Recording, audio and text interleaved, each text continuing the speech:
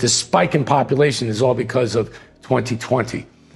Some of you have said, no, it's probably because of Tax Reform 17. President Donald Trump's administration passed Tax Reform 17, which very, very much favored Florida and Texas. Didn't do very well for states like New Jersey, New York, Illinois, California. Now, they got hurt with Tax Reform 17, which is part of the reason that we're all seeing buyers from those markets. 2020 may have been the catalyst that pushed a lot of those tax-sensitive buyers over the fence to come to a place like Florida with spectacular climate. But nevertheless, the conclusion that some of you make is maybe this is just a blip on the screen. Maybe this is going to level out. I'd like to give you a much larger perspective because there's been a wave of people moving to South Florida, or actually the whole state of Florida, for almost 100 years. It's not just because of what happened in Tax Reform 17, and it's not just because of what happened in 2020. Take a look at this. This is an interactive video we found on the internet to illustrate a very large point.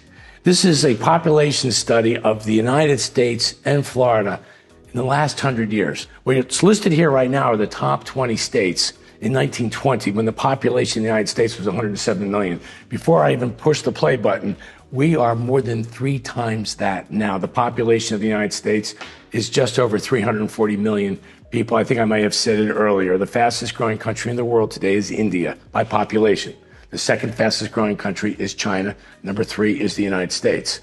Florida last year was the fastest growing state in that third fastest growing country. Well, let me play this video for you, starting in 1920.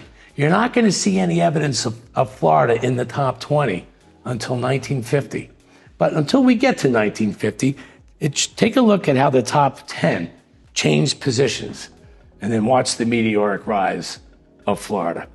Here we go. We're in the 20s. Population of the U.S. is growing. Florida is nowhere to be found. And the top 10 states stay stubbornly the top 10. Be patient. They're going to start changing. And as we get closer to 1950, you're going to see Florida pop up as one of the top 20 most populated states. And watch the meteoric rise as we get there. Here it comes from 1947 to boom, there's Florida on the bottom. Now watch how it pops. Watch how, and keep your eye on those top 10 states as well. Florida has popped in the mid-50s all the way up to almost 15. Why? I know why. It's air conditioning. I looked it up. We developed air conditioning, and all of a sudden it was really pleasant to live in Florida. And the population started to pop. Look where Florida is now. In the 60s and 70s, we developed inexpensive air travel because in the 40s and 50s, it was really only available for the wealthy. And then it became available pretty much for everybody. It was hard for me to see Florida pass New Jersey in the 70s because that's my home state. But we didn't just pass New Jersey. Florida passed Michigan. We passed Ohio. Now we just passed Illinois. Some of you may not know what Pennsylvania is. Doesn't matter. We passed Pennsylvania in the 1990s. Wait, now look at the top 4. California, Texas, New York, and Florida. California, Texas, New York, and Florida. How impressive is Florida? And in the 2000s, in the 1990s, really, that's when the Latin America really discovered South Florida, which really added to the popularity of this. In 2012, be polite, wave goodbye to New York, Florida, wave goodbye to New York. We passed the big state of New York in 2012, and then we became the 3rd most populated state in the country. It's California, it's Texas, and it's Florida as we round out to 2023 with 340 million plus people living in the United States. We are the 3rd most populated country in the world. Now, the 3rd most populated state in the United States and the 3rd most populated country in the world. Forgive me for that.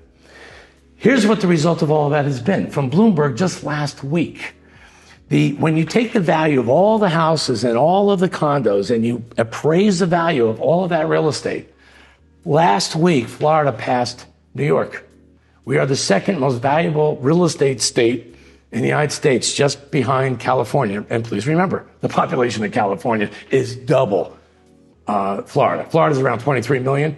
California's around 42. So it's not bad for Florida, huh? New York is number 3. Texas is number 4.